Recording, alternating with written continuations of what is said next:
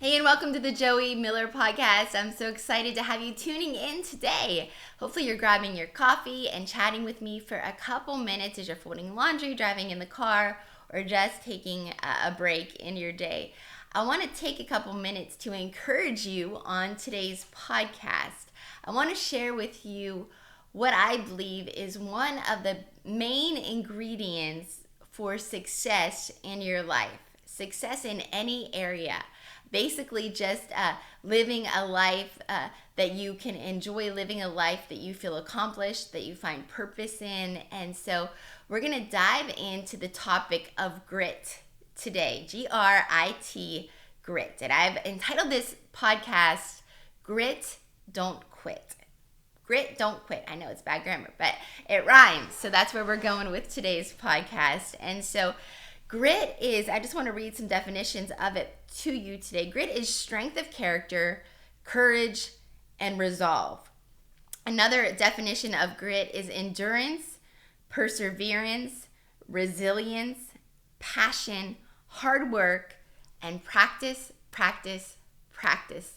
Having a grit, a tenacity in your life is what will sustain you for the long haul.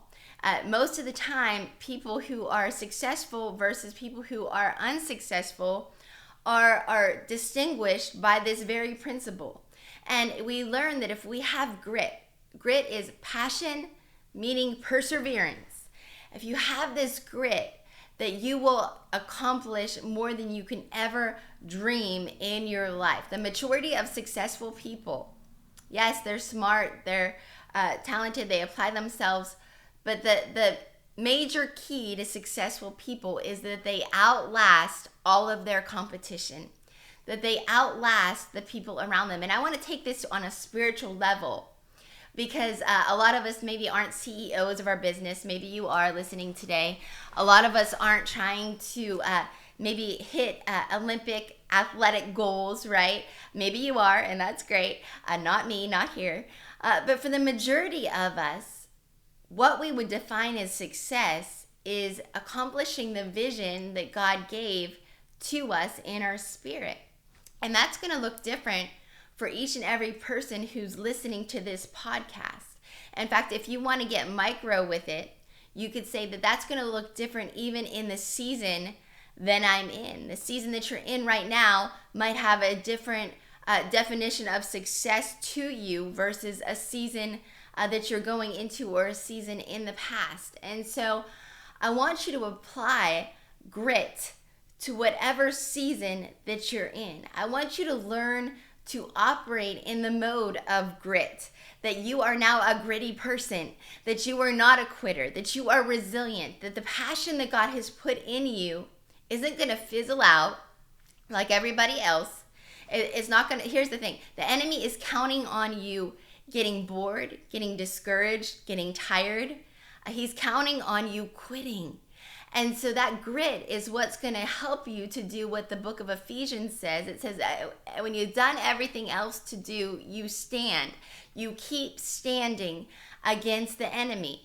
And so, part of that is grabbing a hold of that dream that God has given you with all of your might, with all of your passion, and saying, God, what you've given to me is too great. Because it's not just a natural dream, a natural vision.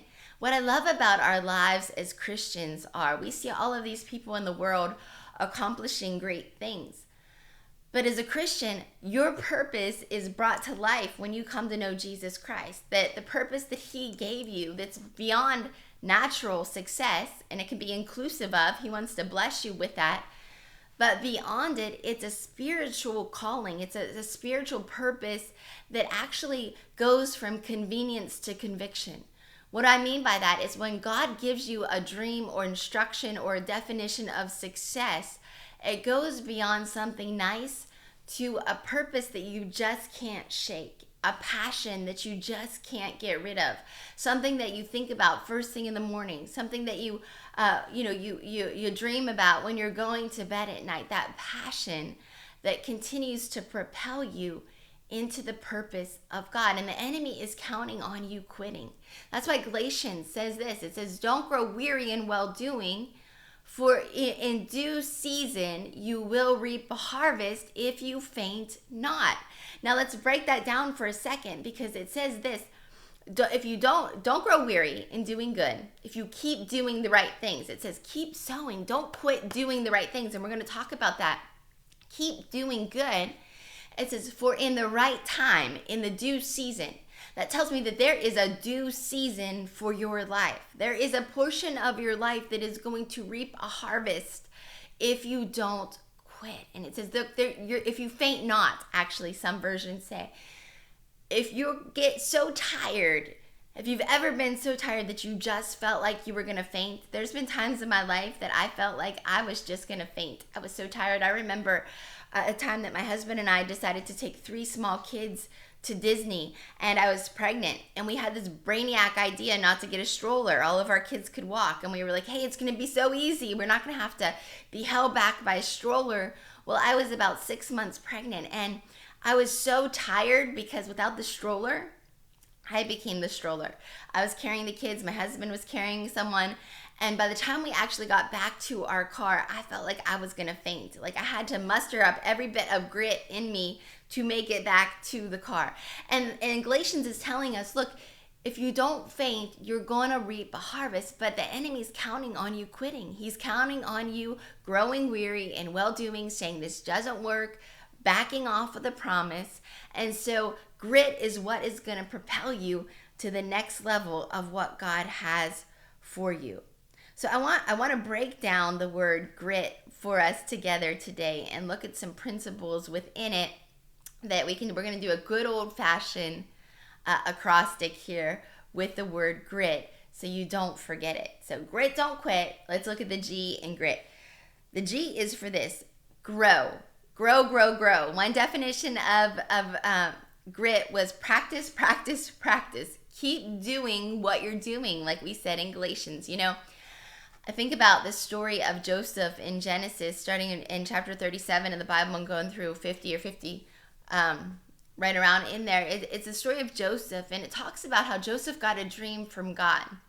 And we thought that was just like amazing. Joseph thought, this is great. I'm going to share it with my brothers. It's going to happen like immediately, basically. I already have the coat of many colors. I'm already my dad's favorite.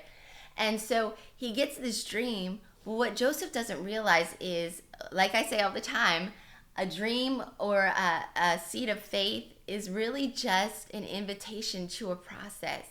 And so Joseph received it, and then he had to go through some stuff in order to see it come to pass in his life. If anyone can define grit in the Bible, I would say one of the top Bible characters would be Joseph, that he had to learn passion with perseverance brings you to the promise. Grit, don't quit. Joseph didn't quit even when things got hard. In fact, it says Joseph, he kept using his God-given gifts no matter what the natural circumstances were or how they changed around them.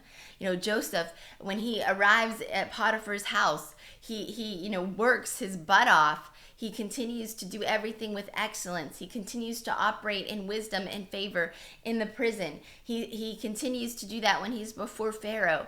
And all the while, he's using and he's exercising the gift that God gave him. And so the temptation is, when we don't see things come to pass quickly, that we don't apply ourselves anymore. We stop doing what is good or what got us going in the first place. Everybody can start. Everybody can start. Everyone gets excited about that new business. Everyone goes out and buys the new computer, buys the camera, buys the podcast equipment. Everybody, it's exciting to start. It's to keep going that is hard. It's to keep going that takes perseverance after the excitement is gone. After the thrill of starting and announcing your launch date is gone, what are you going to do after that? That's what separates the men from the boys, the girls from the women in the kingdom of God. It takes the day in, the day out. It takes a word that you do, that you operate on from the Lord. The things that I'm doing today are the same things that the Lord told me to do years ago. I'm just being obedient to them. I'm being obedient, doing the same thing, getting up, praying, reading, studying, developing messages, preaching to women, doing podcasts, doing the same things out of obedience to the last instruction that God gave me with all of my heart. And as I continue to do that, I start to see the progressive growth of what the fruit that God has called me to produce. And as you do that day in and day out, the temptation is to say, you know what, this isn't working. I'm going to stop investing in it. Or to jump to the next shiny thing that we feel like could work, or a plan B in our lives. Or maybe that's not even your temptation. Maybe your temptation is to have the mindset, oh, once God gives me that platform, then I'll start doing it. Then I'll start applying myself. Then I'll start, putting in the time that it takes to see that thing come to pass. My husband recently trained for a triathlon. And, it's funny because I watched the process. He started several months before the actual first race in training for the triathlon. And I thought about how it took him getting up when he didn't want to get up, going out in the rain, going out in the cold, jumping in a cold lake to swim, to prepare for that race, so that when the day came, he was ready for it. He would have been really in bad shape. He probably wouldn't have even been able to finish the race if the morning of he was like, hey, decided to register for a triathlon. The Lord told me to do a triathlon, so I'm gonna go today is the triathlon. No, it took preparation in order for him to fulfill that desire for his life. And so we see here that we can't adapt the mindset that whenever God's ready, I'll just be ready. He's just going to supernaturally endow me with years of study and things like that. No, God works with us. And one of my friends says it like this, and it's so good. She says that the Lord gave her the instruction that we can kind of cling to and glean from, that whenever I'm ready, you better be ready. Whenever I'm ready, you better be ready. And that means that it's putting in the small investments every day towards the passion that God has given you to grow that thing, to grow that dream. I think about the parables of the talents, that the Lord gives us that story to see that we have a responsibility to grow the talents and the giftings that God has given us. So what are you doing every day? What are you doing every day? And resolving not to quit, saying, I am not a quitter. Grit, don't quit. If you're going to call me one thing, it's not going to be a quitter. I will keep doing it day in and day out, believing that as I'm doing it, it's a seed of faith towards the promise that God has given me for my life. And so if you just need to simply say, I'm going to outwork everyone else around me. I'm going to keep making myself an option. I'm going to keep saying, God, you can use me. I'm ready. I've put in the work. This is what I believe. I believe this, that maybe I wasn't even God's first pick for some of the things that I get to do, but me just saying I'm not quitting and putting in the work has made me an option for it. My daughter plays lacrosse, and one of the things that parents yell is, keep yourself an option. Keep yourself an option. And what are they saying? They're saying, play your best, get out around the pack, make yourself an option to be able to receive that ball and score. And so I thought about that as they were saying that. And I thought, Lord, I want to keep myself an option. I want to make myself an option that whenever you're ready to use me, I'm ready to go. I put in the work. I'm not quitting. I'm going to outwork and I'm going to outlast anyone else. Number 2 is this. It's the R, and it's resolving not to quit. And we hit on it a little bit, but just making that predetermined decision. And that's what resolve is. It's a predetermined decision.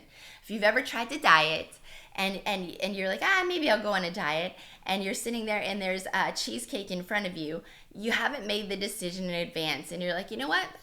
What's one more day? What's one more day going to hurt me? And so when we don't resolve, we have the tendency to compromise on the things that we know that we should do, that we say, we're going to justify this by our feelings. Your feelings will always justify you to give in.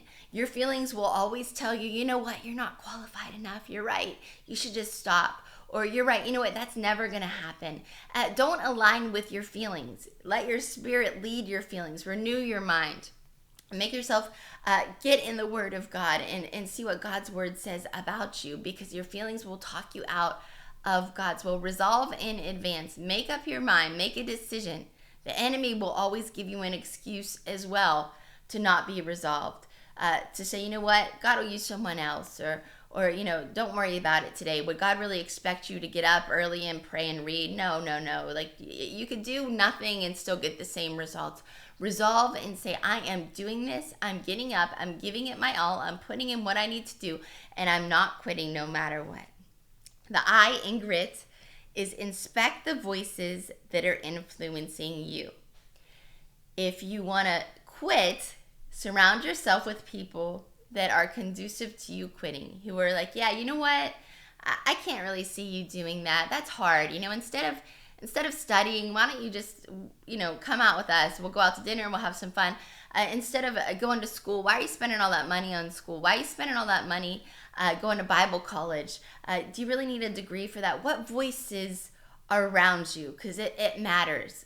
You've all heard the saying that you're the sum of the 5 closest people to you. Does that reflect the grit that it takes not to quit? Or does that reflect keeping you at a level of mediocrity in your life?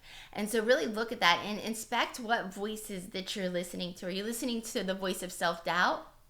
Are you listening to the voice of the enemy that's telling you to quit? Are you listening to the voice of friends and family members who don't believe or see the dream? I mean, Joseph's family members literally tried to kill him, to get rid of him, to silence the dream. And yet they were the very ones that benefited from him not quitting and the fruit of it. Him not quitting saved their lives and many other people's lives. But think about that. A leader, when you have grit, you're a leader. You lead yourself, you lead others. A leader sees things that others don't see. The leader sees, the fact that I have to do this, even if I don't feel like doing it. God's purpose is propelling me towards it, and you don't quit. The T is this: take time to reflect every day. Take time to reflect every day. Gratitude is like an energy drink for you as you're in the process of persevering towards the passion that's in your heart. If you get in the mode where you're just to the grind, you can become weary.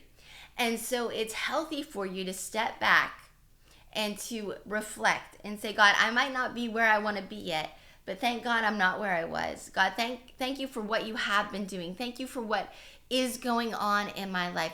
Gratitude will refresh your soul and help you to persevere in the promise that God has for you. So take time to reflect every day, even if it's 5 minutes, even if it's 1 minute. Take time to thank God for the things that are in your life that He has given you, the things that He's worked out, the things that He's brought about that you didn't feel like could have or should have happened. Thank God for the progress. Thank God for the dream. Thank God for every good thing around you, and you will find yourself with the motivation. It'll like ignite the passion within your heart, your passion for God, your passion for the purpose that He's given you to accomplish. So grit, G-R-I-T, grit, don't quit. Make sure that you activate the grit upon your life in these ways, and you will find a newfound strength and perseverance to see the promise come to pass. I'll talk to you soon on the Joie Miller Podcast.